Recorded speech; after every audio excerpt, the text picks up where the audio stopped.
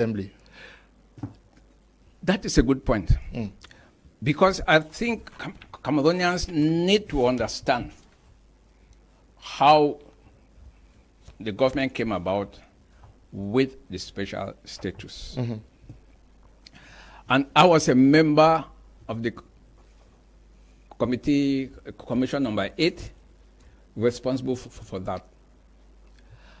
And during the discussions, the records are there, I raised the issue that the President of the Republic, President Paul Biya, convened the major national dialogue to address the high aspirations of the peoples of Northwest and Southwest regions. I made that very clear. And that the high aspirations of the peoples of Northwest and Southwest regions could be summarized in one sentence: the need for a return to a federal structure. Not a two-state federal structure, but a federal structure. And we were told in very clear terms that the form of the state should not be discussed. And in the process of our discussion,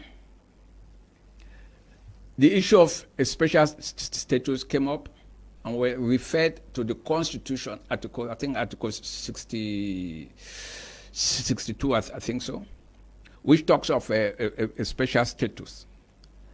And we were made to understand that what is important in solving the high aspirations of the peoples of Northwest and Southwest, it's not a matter of name. What is important in a bottle, it is not the name of the bottle, but the contents. So we all agreed that even if it is called a special status, if we give the special status the powers of a federal structure, would have still solved the high aspirations of the peoples of Northwest and Southwest without calling it a federal structure. And we resolved that a subcommittee will eventually be created to put in the ingredients of the special status. So that was it. And we accepted that on condition that the ingredients will reflect a federal structure. Unfortunately, some of us at the end just had an announcement that a special status had been given to the Northwest and Southwest. And I called some of the members. I called Barrister Agobala. I said, were you a member of the committee, the subcommittee that we proposed should be created? He told me he was not. So the bottom line is that who proposed those members who came up with the idea of a special status, because it did not reflect what we discussed and agreed in our commission. Coming back to your question, the current House of Chiefs and regional House of Assembly do not, I repeat, do not reflect the House of Chiefs and the House of Assembly in the days of former Southern Cameroon and in the days of former West Cameroon. Because I will ask you, who determines the running budget of the regional assembly? Who determines the running budget of the House of Chiefs? Of course, it is the central government. I must say it. But what I would like to want to play around, it is the central government that finally says, House of Chiefs Southwest, regional House of Assembly Southwest, your running budget is this amount. So what else? What else? Who appoints principals?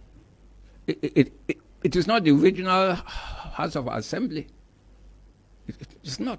Who runs primary schools? and not the council.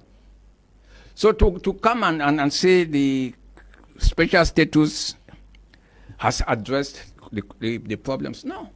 If in actual fact the special status addressed the problems, we would not have been where we are now, with the Amber still fighting. At least would have moved much further away from the senseless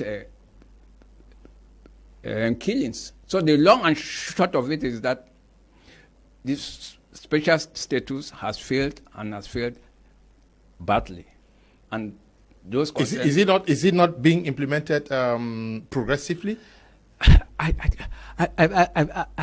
feel so uncomfortable with that word progressively, given the very bad experience that Cameroonians have had with the 1996 Constitution with the word progressively. Progressively for how long? For how long? Well, we have been told that councils, municipalities are responsible for A, B, and C. Mr. Kum, go to Limbe, go to Boya, go to Douala, go to Yaoundé, go to Bafoussam. Look at the streets.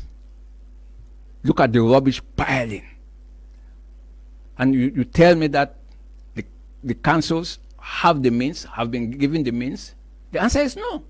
Everything comes from Yaoundé. So to turn around and say that they were implemented progressively, for how long? Meanwhile, Cameroonians are dying. So to make it clear, it is time that Cameroonians and the powers that be recognize that there are serious shortcomings with this special status, and they have to go back to the drawing board. You were part of the major national dialogue in Yaoundé. Yes, I was. Follow-up committees or sessions have been held severally to look at how far some of the resolutions have been implemented so far. Are you always part of it? And what is the net assessment you can make with regards to the resolutions that were arrived at? You see, I always hesitate to personalize events in Cameroon. I'm not a part of the follow-up committee. From time to time, I hear over the TV that the follow-up committee met and sent out a positive report. And I ask a simple question.